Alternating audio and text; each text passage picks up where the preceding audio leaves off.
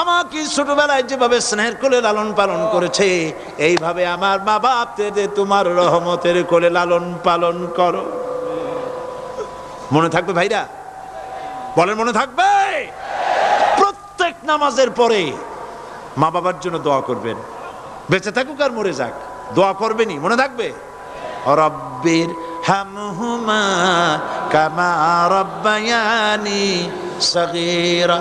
আবার পড়েন রব্বির হামহুমা কামা রাব্বায়ানি সগীরা।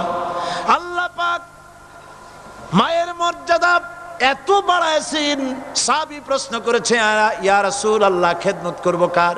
হুজুর বলেন তোমার মায়ের, তারপরে কার? তোমার মায়ের, তারপরে কার? তোমার মায়ের, তারপরে কার? তোমার পিতার। বাপের চাইতে মায়ের মর্যাদা আল্লাহ 3 গুণ বাড়াইয়া দিলেন, 3 গুণ বৃদ্ধি করে